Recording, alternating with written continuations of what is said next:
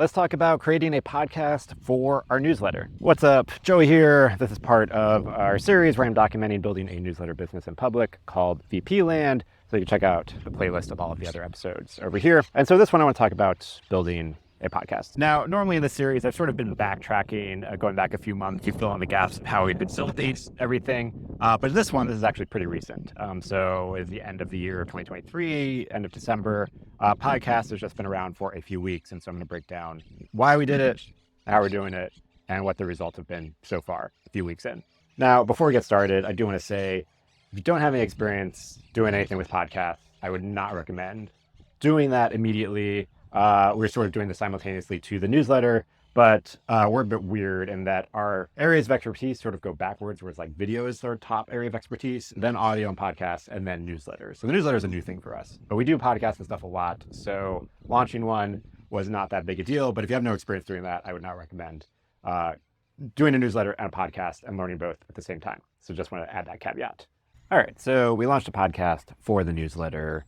3 reasons why I did this. All right, so first reason, interviews. Doing the newsletter, one of the things I wanted to do to differentiate it was not just be a summary of the news, but to actually do original reporting, talk to people, get insights and original content that you can't find anywhere else. And so I got to interview people for that. And so I did a couple interviews and I kind of just did them via email or text and just be like, hey, fill out this form. But since I'm already reaching out to people, doing a bit of work, interviewing people, I can just go the extra mile and record the interview and turn that into a podcast. So I already wanted to do the interviews. This is content that could be repurposed for the newsletter, but also can be the podcast itself. So first reason, interviews.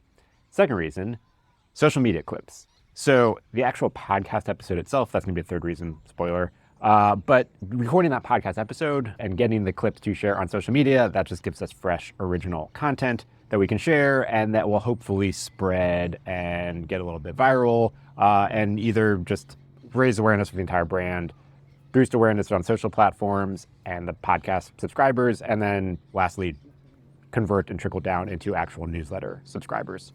And then third reason, the actual interview itself to stand as a podcast, audio podcast distributed platform, and to post on YouTube to have a full-length YouTube video interview of the podcast.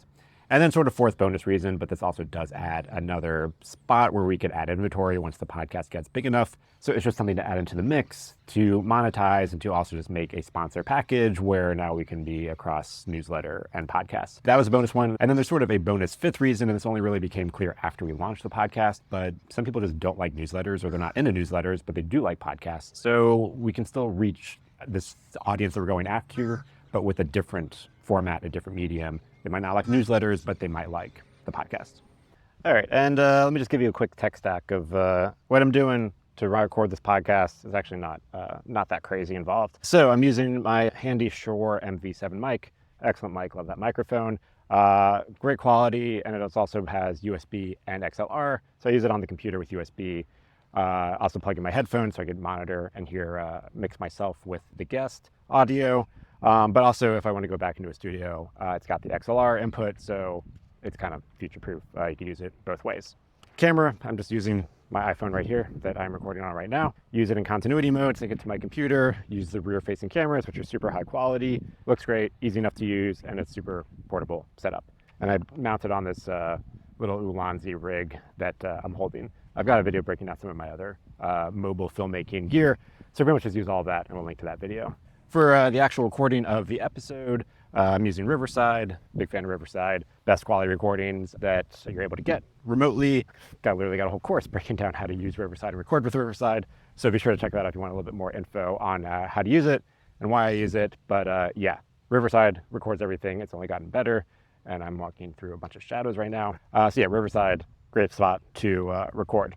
And then for editing, we pretty much do 99% of all the editing inside Descript. So we're able to get all of our split views, text editing, review everything, super easy. We've also got a bunch of videos on how to use Descript, so you can check those out as well. And the only thing we don't do in Descript is the intro. And we have to pass that off to one of our other editors who's much better at motion graphics and stuff. And so he does that in Premiere. But you could easily do that yourself. Just find someone on Upwork or Fiverr to just do your intro instead of doing your entire episode, which would save a lot of time and money. And so you just do the bulk of your episode in Descript, which is a lot easier to use, and you don't need to be a video expert to use it. And then for distribution, YouTube, we've got it up on YouTube where we've got the episodes tagged as a podcast. And then the audio we're distributing through a Buzzsprout, which hosts all the audio and is just a solid platform for getting that out there. So yeah, that's pretty much the tech stack of how we're running everything. So one of the results so far, we've done about 3 podcast episodes. We've got a couple more recorded. They're going to come out soon. The one thing we've done with the podcast to make it sort of stand out is in the beginning, we've sort of done this very crafted trailer teaser of sound bites from the episode and then me doing an introduction. And we kind of go heavy with the animation and style and really build that out. I took inspiration from this from Jay Klaus, who does Creator Science, and also Colin and Samir. They post their podcasts, their long form interviews, where they do a very well-crafted introduction that kind of hooks you in, especially since this is a video first podcast and we're on YouTube. We want that first minute or two to be really well crafted and kind of hook you in so you stick around to watch the interview. And then we take this intro and we shorten it a little bit, and then I share that on social media as sort of like a trailer for the episode. That trailer has definitely performed the best out of just about everything we've posted, except for the thing I'll say at the end.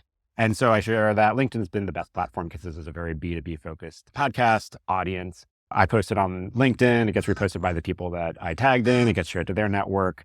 And that has been the best performing stuff that I've posted on LinkedIn.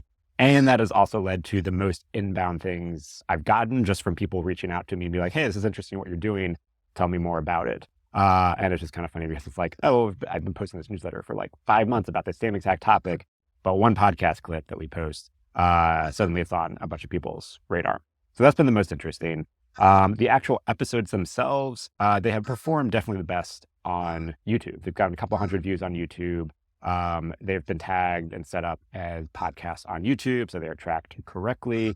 But that's been the best platform. The actual RSS feed on Spotify and Apple Podcasts, it's gotten 10, 20 downloads. Podcasts are notoriously hard to grow, and I also have really not put that much focus or effort on trying to grow it. Once we get a good amount of episodes up, then doing a push to grow it would be the next stage, and that would be like trying to get on other podcasts to cross promote or just be a guest on other podcasts to then reach that audience and talk about the VP Land podcast. But that's just sort of a whole separate stage and thing to focus on.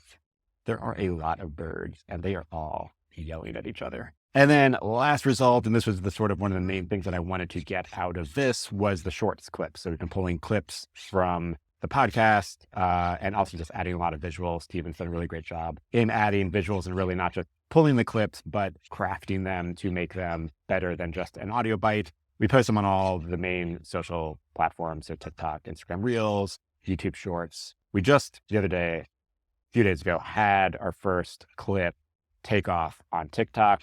As of right now, it's got about 180,000 views. I will do another video breaking down how that actually translated to subscribers on the newsletter, subscribers on the podcast, if that actually did anything.